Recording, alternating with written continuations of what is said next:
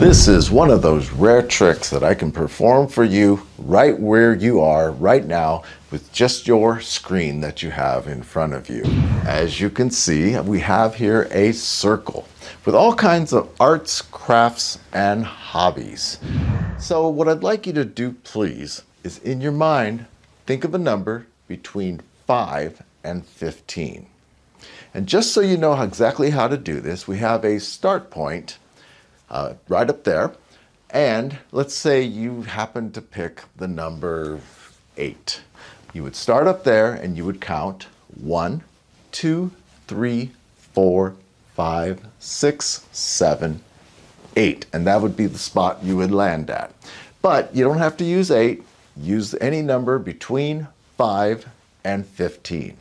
So, got your number in mind? Let's start counting. And you're going to go around clockwise. Starting with 1, 2, 3, 4,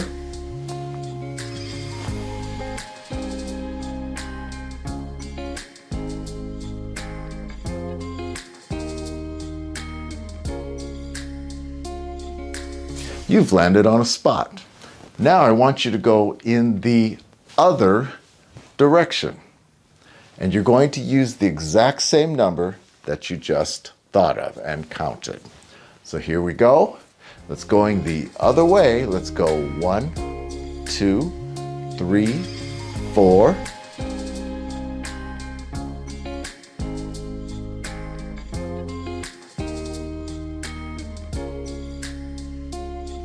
You should be in a new spot. Now, I know that you're not in these spots. You're not in this spot. You're not over here. And you're not over here.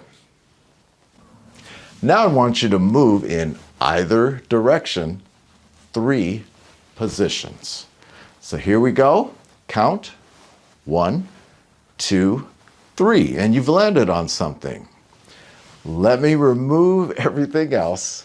Now, this isn't some kind of AI or interactive program where I can control on the fly what you've landed on, but I know that you landed on magic, the little hat with the rabbit. And of course, if you are studying magic, the best place is right here at YouTube at About Magic. A little plug there. Just for fun, try it out with a different number and you'll see that it always works. In the next section, I'm going to teach you how to perform this trick with just everyday objects. I'm going to teach you an easy method and the method that I did here. They're related, but there's just an easier way to do this. So let's move on and I'll teach you how to do the trick. So here's how to do the trick, and as I mentioned in the intro, we're going to teach you 2 methods. One is simpler in 2 phases, and the second one will be a little more difficult with 3 phases, but it is more bewildering. And during the performance, I did the 3-phase version, or the more difficult one. So what you're going to need is 15 objects. As you can see, there are 15 objects here. I'm representing them with coins. Now, when I did this on video, I could edit out things and remove objects. But when you're performing this live, it's a little different situation. When you perform this live with objects like this, you're going to need to have something written down so you have an actual prediction. So, for example, if this is the coin that's forced, which it is, you'll want something, say, marked with an X or some note that says you will pick this object. And by the way, I just happen to be using coins here. You can use anything that you want in order to pull this off. You can use little model cars, you can use toys, you can use figurines. Anything you happen to have will work, but you do have to have the prediction. So mark it with an X on the bottom, or you can have a note that says, I knew you would choose the dinosaur, the T-Rex, or whatever it happens to be. Now you need 15 objects, and I have 15 objects here on the table. Now, the first 3 here I represent with pennies. They're kind of inconsequential. You'll just be removing these after they count. It's the circle that counts. Now, for phase 2, I'm representing the force point, which is number 12. And this one here is represented by the $half. So in the context of performing the trick, the first phase they will, or second phase, they will end up on number 12, and that's a given. The third phase, the one that I performed in the video, they will end up here at position number 7, and that of course is the silver dollar represented there. So the first phase is before you set up, if you're performing phase 2, you put your force object here at position 7, or if you're performing the harder one, you put your force object here at position 7. So 7 and 12 are your two key force points.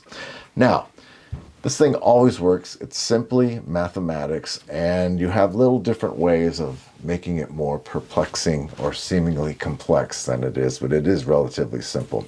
You're going to go in a clockwise manner, and you ask them to pick a number between 5 and 15. And you make sure that they understand you count 1, 2, 3, 4, 5, or 1, 2, 3, 4, 5, 6, 7, 8, 9, 10, 11.